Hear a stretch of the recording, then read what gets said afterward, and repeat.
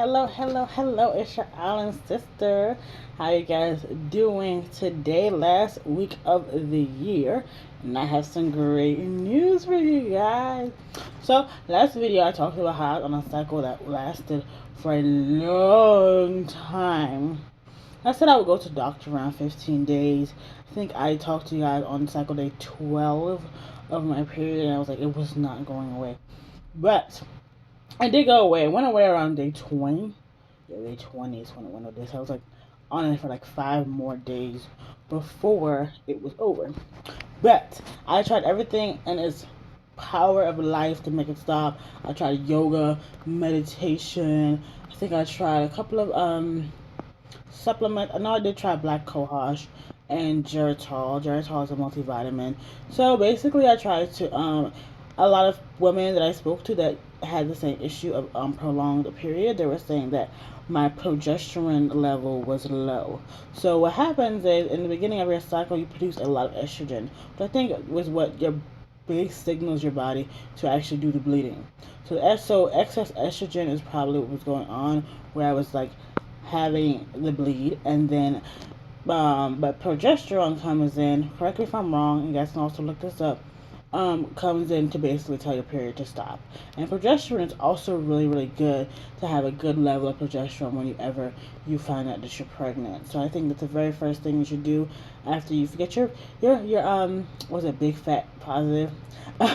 You should also go get your progesterone level checked by your doctor and make sure that you have producing enough, because that unfortunately having a low progesterone can lead to miscarriages and other birth complications. So make sure that you're checking on your progesterone levels if you're trying for a baby, or if you find that you're pregnant, or even if you are having a prolonged bleed like I was. I do suggest that you get your progesterone levels checked. But I didn't do that. You're like, okay, did you do that? No, I did not do that. What I did was I kind of went to my old faithful method. I continued to take Ovasitol day and night, but I also added something a little different to my regimen. It is a tea, actually sold by one of my good friends. Her name is Lisa. But you guys can contact her. I'll put her information in the link in the description. But I also kind of want to just point out the herbs that were in this. I might make another video because I need to actually have the thing in front of me. I don't have my phone right now. So I'll probably have my laptop in front of me with all the information about each and every herb that's in this tea. And then I'll make another video about the tea itself. But this is just to tell you, this is what I drank this 2 days, morning and night. It's called Fertility Tea, as you guys can see. It's homemade by the person that I bought it from, but I'll tell you about some of the ingredients that she has in it. So the first ingredient she has is called Quai. The other one is called Raspberry Leaf. The other one is called Dandelion Leaf. And then she has Patridge Berry and Passion Flower in it as well. This is a combination of these different herbs. And so what I did, I put it in, I have one of those tea strainers. I put it in the tea strainer. Put some water to boil in the kettle.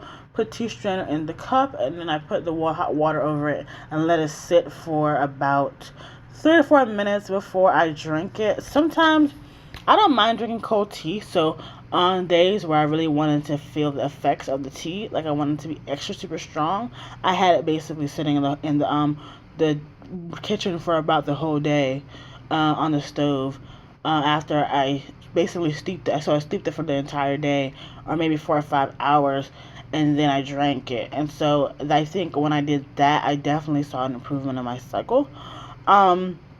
So that's basically what stopped my bleeding. My period ended on the 21st day of the cycle, and I'm hoping that drinking that tea, I'm gonna keep drinking. I drank some this morning and yesterday, so I'm definitely gonna keep on drinking it and give a better review to see if it could be one of my cycle regulators as well.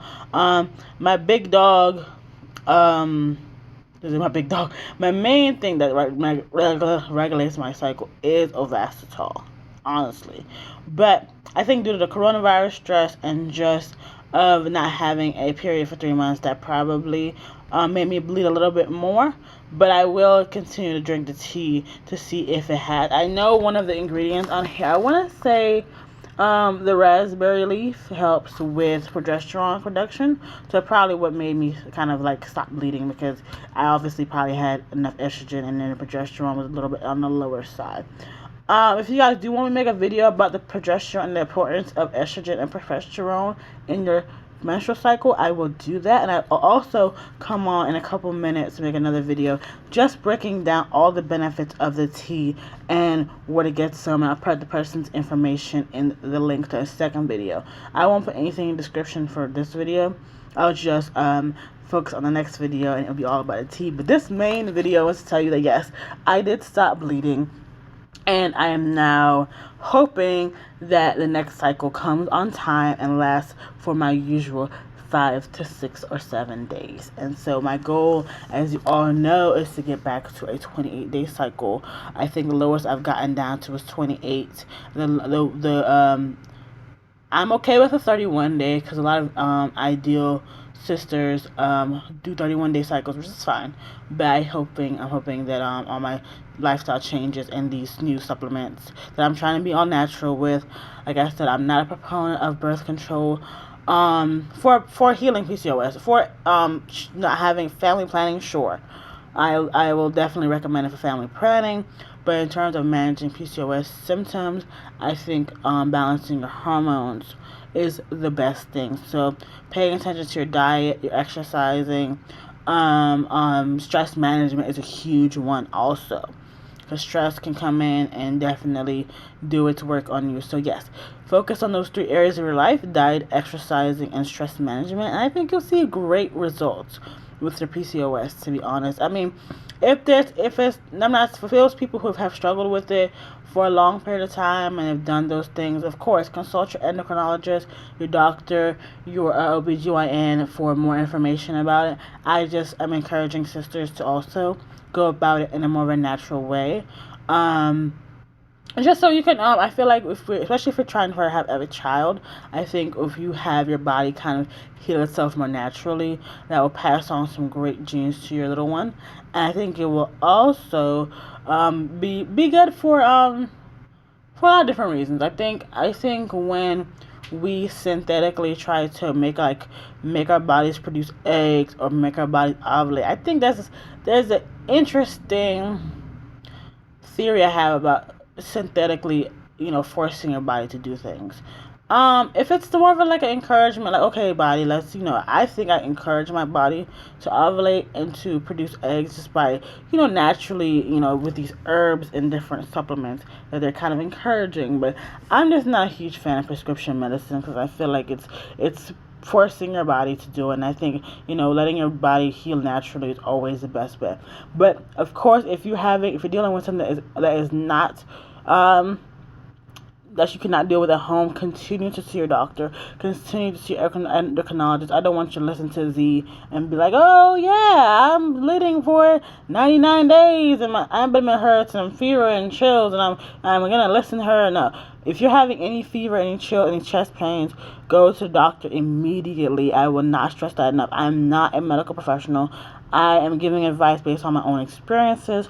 Please, please, please, please, if you're having fever, chills, if it's a period that's lasting over 3 months or is absent for over 3 months, please consult your physician and definitely adhere to any medical plans and advice they give you in terms for your own personal health. Health is a personal thing, and I'm just helping out people who want to kind of go by the natural way. Like for me, having a prolonged period that lasts maybe 12 or so days is something. If I can interject something to it naturally and see if that works first before running to the doctor, I'd rather do that. If I'm doing the natural thing, like if I was drinking the tea for maybe another week or 2 and I still was having the same symptoms, you better bet your bottom dollar I would definitely go to the doctor.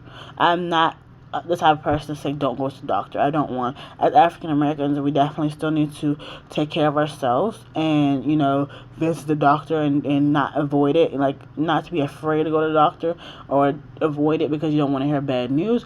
But I also think in the infusions of these healthy alternatives is wonderful, because you never know. Like if I just ran to the doctor on day 4, 7, 8 or whatever and they just threw me on the pill, I wouldn't have never, experienced the benefits of this tea, So, just keep trying different things. Nothing is set in stone. Nothing is a straight path when it comes to PCOS. Like you said, I was doing really good for a year, regular periods, and then this year I've only had 7 out of 12. So, I mean, things happen, so don't be too hard on yourself, sweethearts. You guys are doing wonderful. If you're watching this video, obviously you really care about your health and you want to improve PCOS, so you're already making the first steps to being a better you, which is always remarkable. But I'm going to let you guys go so I can make the video about the tea and kind of break it down to you based on the seller's, Miss Lisa, Goddess Lisa's post, where she says are the benefits of drinking her tea. And I will also, in the next video, link her information so you guys can order from her. I love you guys to life. You guys are so sweet and wonderful. Bye-bye.